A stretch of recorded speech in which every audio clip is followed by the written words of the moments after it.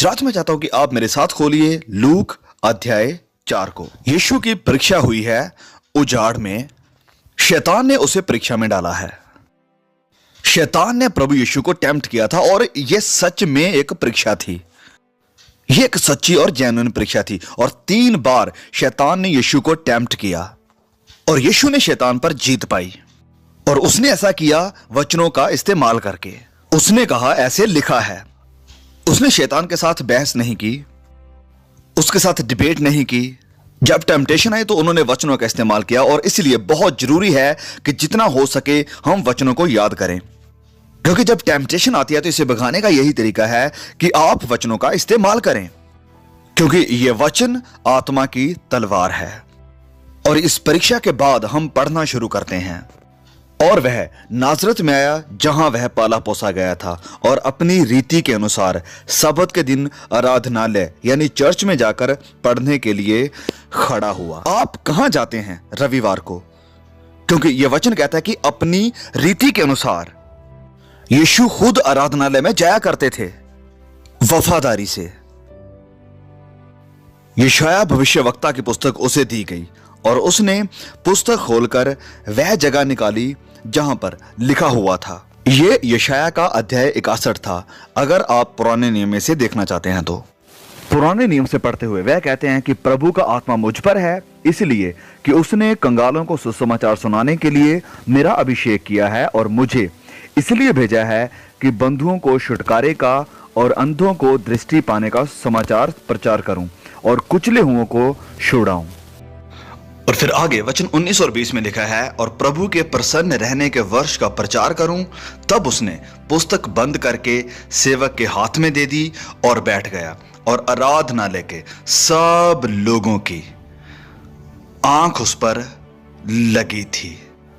आज रात मैं आपसे कहना चाहता हूं कि हम भी अपनी आंख को प्रभु यीशु पर लगाएं, इसलिए क्योंकि वह क्या है, वह कौन है और वह आपके लिए क्या कर सकता है। आज रात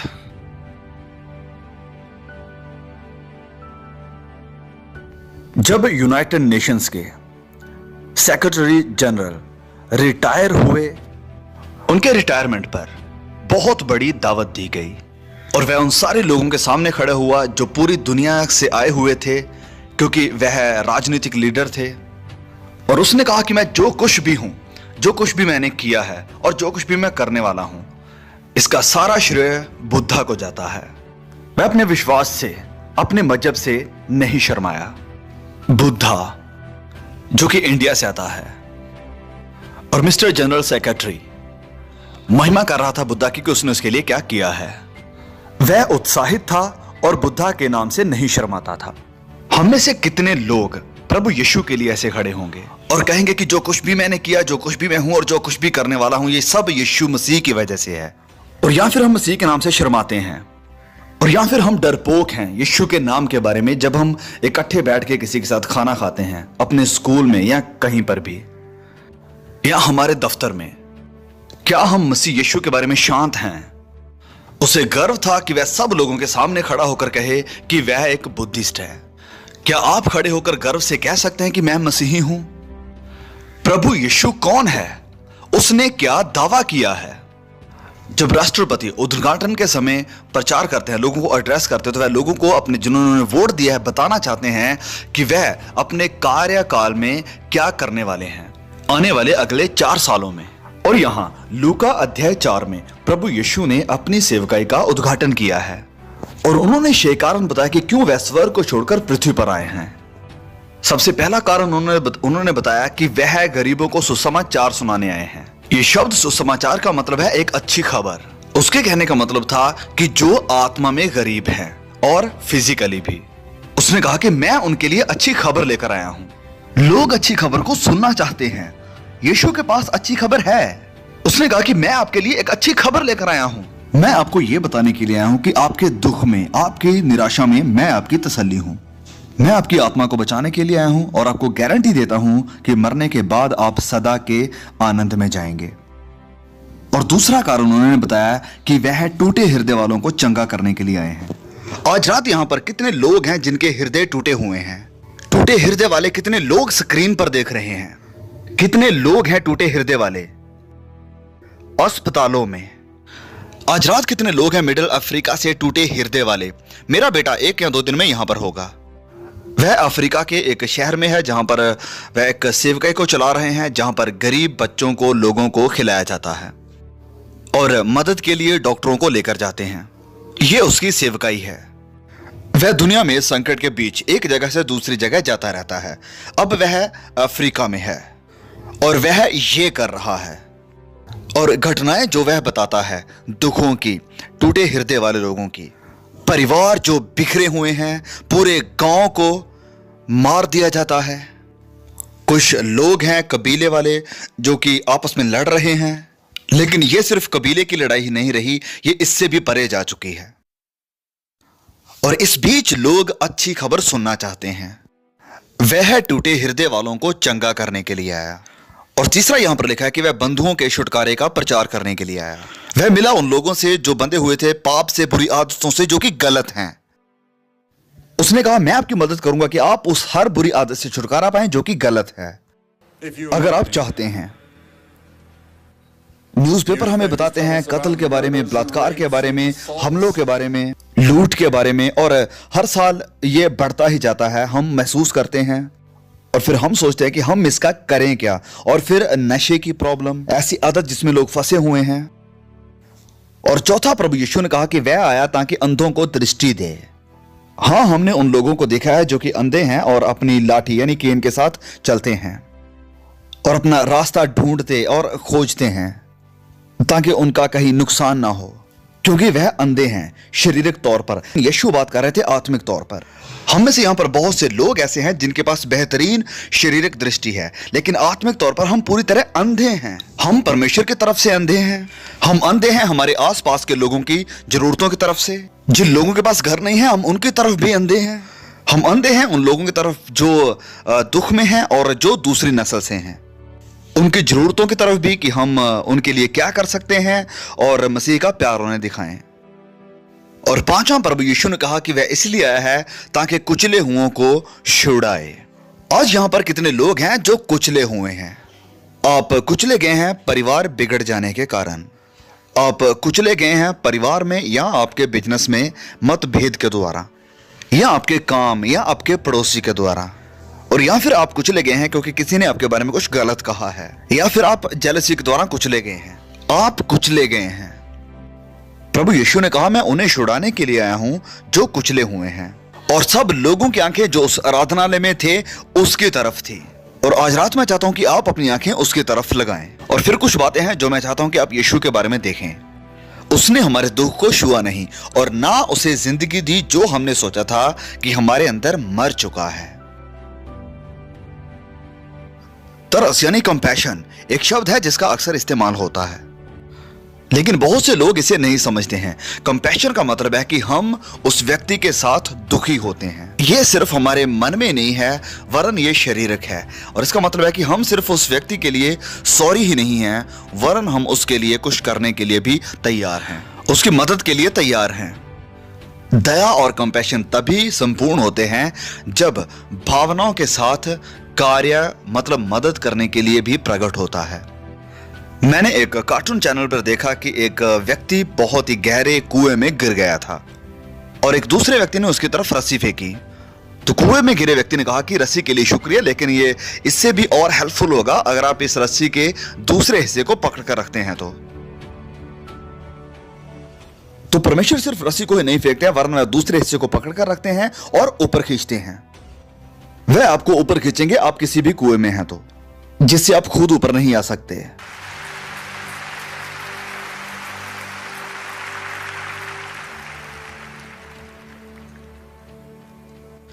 अमेरिका में बहुत ज्यादा वायलेंस बढ़ चुका है। पिछले कुछ सालों में बहुत से वायलेंस अपराध हुए हैं। भूख, घर नहीं है, अन्याय। गवर्नर यहां पर बैठे हुए आपको बता सकते हैं कि इतने बड़े ओहायो जैसे राज्यों में भी ये सारी प्रॉब्लम्स शामिल हैं और ऐसी प्रॉब्लम्स हर रोज सामने आती हैं। और इन्होंने हमसे कहा कि वह अपने कर्तव्य को पूरा नहीं कर सकते थे परमेश्वर की मदद के बिना। और यह सच्चाई है। और फिर बहुत से लोगों में आत्मिक बीमारियां हैं। निकोदेमस एक बहुत ही बड़ा लीडर था, एक मजहबी लीडर था, और वह यीशु के पास रात के समय आया और वह प्रभु यीशु के साथ आत्मिक विषय पर बातें करना चाहता था। और प्रभु यीशु ने उससे कहा कि निकोदेमस, तुझे नए सिरे से पैदा होना पड़ेगा। तुम्हें चाहिए परमेश्वर की जिंदगी तुम्हारे अंदर, तुम्हें नया जन्म देने के लिए। और जब तक तुम नए सिरे से पैदा नहीं हो जाते, तुम परमेश्वर के राज्य में नहीं प्रवेश कर सकते। और निकोदेमस ने कहा कि जब इंसान बूढ़ा हो गया तो वह फिर दोबारा कैसे जन्म ले सकता है। यीशु ने कहा कि इसमें एक रहस्य है। ये इस हवा की तरह है जो बहती है। आप इसके सबूत को देख सकते हैं, लेकिन आप इसे जाकर पकड़ नहीं सकते हैं कि आप इसे पकड़कर जाकर लैब में स्टडी करें। लेकिन आप इसके प्रभाव को देख सकते हैं। जब यीशु आपकी जिंदगी में आता है, आप नए सिरे से पैदा होते हैं और आप इसके प्रभाव को देख सकते हैं। फिर नया प्यार, नई खुशी, नई जिंदगी, नया आनंद आपकी जिंदगी में होता है जो पहले कभी नहीं था।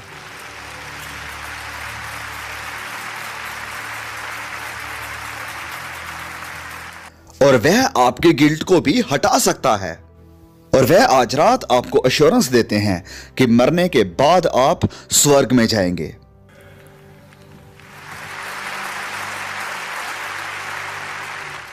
देखिए, यह बहुत ही दिलचस्प है कि जब प्रभु यीशु क्रूस के ऊपर कुर्बान हुए और फिर मृतों में से जी उठे, उसने सब लोगों को चंगा नहीं किया जो बीमार थे, उसने सब लोगों को नहीं खिलाया जो भूखे थे, लेकिन फिर भी उसने ये कहा कि मैंने वो काम पूरा कर दिया है जो करने के लिए तूने मुझे भेजा था। प्रभु यीशु ने कहा कि जंगली बीज और गेहूं एक साथ बढ़ेंगे। दूसरे शब्दों में कहें तो यीशु ने कहा कि बुराई बहुत तेजी से बढ़ेगी और सच्चाई बहुत कड़वी होती जाएगी, और ये दोनों एक साथ बढ़ेंगे। और फिर उसने कहा कि तब अंत आ जाएगा। और ये अंत प्रभु यीशु की शिक्षा में अंत है इस पीढ़ी का, और एक नया राज्य आ जाएगा और हम एक नए राज्य में प्रवेश करेंगे। प्रभु यीशु दोबारा वापस आएंगे एक शांति के राजकुमार के रूप में।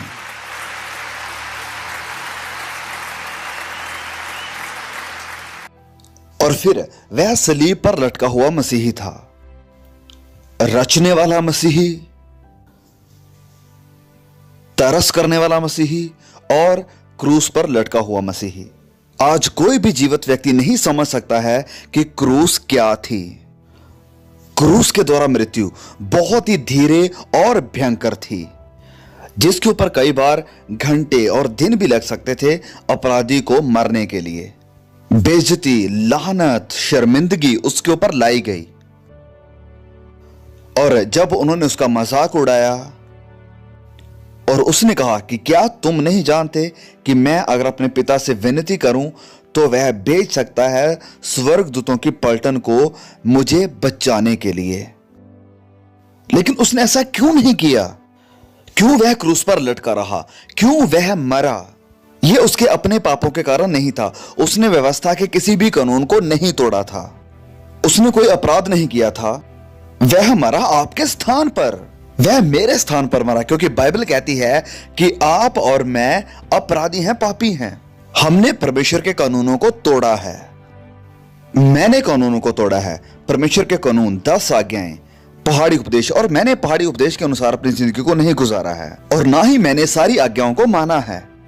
और बाइबल कहती है कि अगर आपने एक आज्ञा को तोड़ा है तो आपने सारी व्यवस्था को तोड़ा है, और मैं परमेश्वर की नजरों में सारी आज्ञाओं को तोड़ने का दोषी हूं, और ऐसे ही आप भी हैं। और नतीजा है इस व्यवस्था को तोड़ने का मृत्यु। सिर्फ ये शारीरिक मौत ही नहीं जो हम देखते हैं। जिंदगी बहुत ही छोटी है। किसी ने मुझसे पूछा कि आपकी जिंदगी का सबसे बड़ा सरप्राइज क्या था? मैंने कहा जिंदगी का छोटापन, क्योंकि मैंने कभी नहीं सोचा था कि जिंदगी इतनी छोटी है। ऐसा लगता है कि जैसे कल ही की बात है कि मैं एक लड़का था और अब यहां पर कितने साल बीत चुके हैं, और एक पाप जिसे परमेश्वर क्षमा नहीं कर सकता है।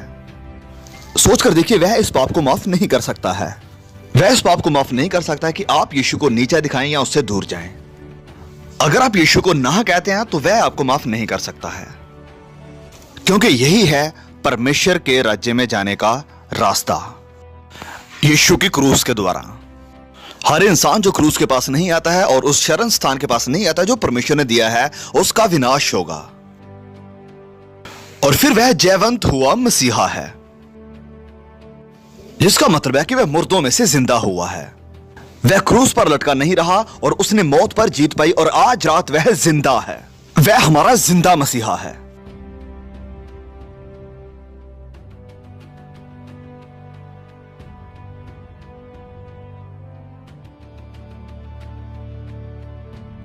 वह जिंदा मसीहा है और मैं आपको आज रात मरा हुआ मसीहा ऑफर नहीं कर रहा हूं, वरन एक जिंदा मसीहा, और जो एक दिन राजाओं के राजा और प्रभुओं के प्रभुओं के रूप में आने वाला है। उसने कहा जीवन और पुनरुत्थान मैं हूं, और अगर कोई मुझ पर विश्वास करता है तो फिर चाहे वो मर भी जाए वो जिंदा रहेगा। उसके पुनरुत्थान का 100 से भी ज्यादा बार नए नियम में जिक्र हुआ है। वह आज भी मौजूद है और वह ऐसा मसीहा है जो आपको बचा सकता है।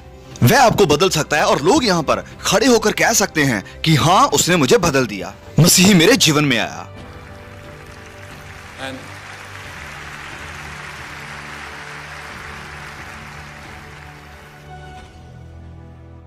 और फिर आखिर में वह आने वाला मसीहा है।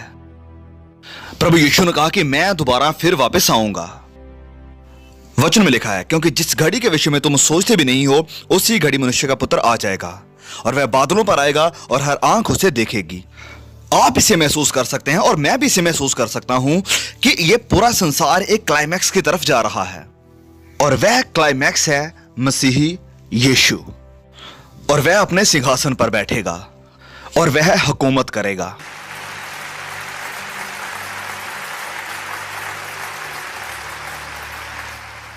अब आपको क्या करना होगा? तो 3 बातें हैं जो आपको जरूर करनी होंगी, और आज रात ही ये करें, इंतजार मत करिए, क्योंकि हो सकता है कि ऐसा समय आपके पास फिर कभी ना हो। तो सबसे पहले आपको पश्चाताप करना होगा। मन फिराओ और लौट आओ कि तुम्हारे पाप मिटाए जाएं। वचन में यूं लिखा है कि अब हर जगह मनुष्यों को परमेश्वर मन फिराने की आज्ञा देता है। मन फिराने का मतलब है कि आई एम सॉरी कि मैंने पाप किया है, मैं पाप से मुड़ने और एक नई दिशा में जाने के लिए तैयार हूं। प्रभु, अगर आप मेरी मदद करते हैं तो अगर अपने आप में मैं मन फिराव नहीं कर सकता हूं, वरन आपकी मदद से। और फिर दूसरा, आपको यीशु पर विश्वास करना होगा, अपनी आंखें उसकी तरफ लगानी होंगी। अपनी मजहबी बैकग्राउंड पर भरोसा मत करिए या अपने अच्छे कामों पर। परमेश्वर से कहिए कि प्रभु, हां, मैं जानता हूं कि मैंने पाप किया है। आप शायद चर्च के लीडर हो सकते हैं और या फिर चर्च के सेवक भी। आप चर्च के बिशप भी हो सकते हैं। मेरे पास कभी कभी बिशप भी आते हैं प्राइवेटली और कहते हैं कि हमें विश्वास नहीं है कि हम परमेश्वर से मिलेंगे, हमारे लिए प्रार्थना कीजिए। आप चर्च में सेवादार हो सकते हैं या एक लीडर भी हो सकते हैं, और ऐसा हो सकता है कि आप मसीह को ना जानते हो। आज इस जगह को छोड़ने से पहले आप उसे जान सकते हैं। आप जान सकते हैं कि आपके पाप माफ हो चुके हैं। मैं आपसे आज कहता हूं कि आप ये कमिटमेंट जरूर करें। आप जान सकते हैं कि अगर आप मर जाएं तो आप स्वर्ग में जाएंगे। आज रात आप यहां पर एक्सीडेंटली नहीं आए हैं।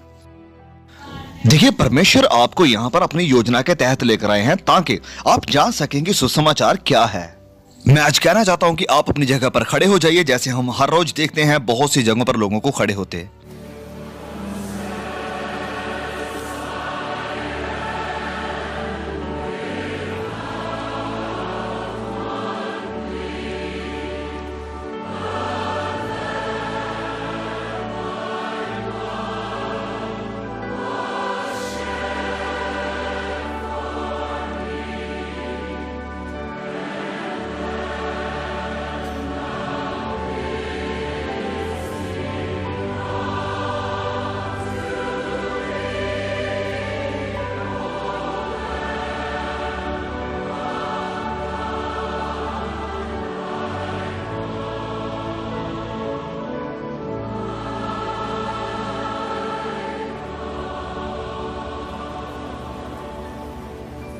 Just as these many have done here in Cleveland, there's time for you to make that important decision yourself to follow Christ.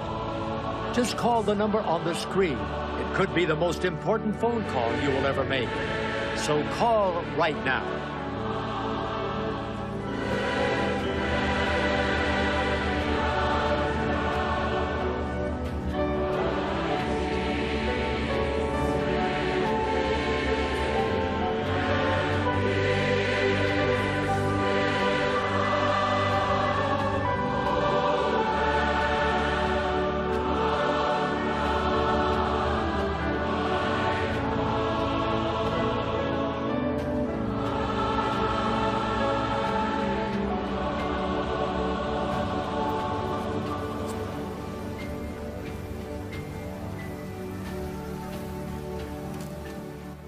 मैं कहना चाहता हूं आप लोगों को जो स्क्रीन पर देख रहे हैं कि आप भी यही सेम कमिटमेंट बना सकते हैं जहां कहीं भी आप हैं। जैसे कि यहां पर ओहियो में लोग परमेश्वर के लिए खड़े हो रहे हैं।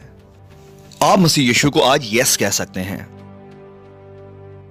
अब कह सकते हैं कि प्रभु मेरी जिंदगी में आइए, मैं अपने पापों से पश्चाताप करता हूं और मैं आपको स्वीकार करता हूं। और वह आपकी जिंदगी में आएंगे जहां कहीं भी आप हैं, जिस भी जगह में, जिस भी राज्य में, जिस भी गांव में, जिस भी खेत में, जिस भी ऑफिस में, जिस भी कमरे में हैं आप। परमेश्वर आपकी सुनेंगे और आपको क्षमा करेंगे। May God bless you all.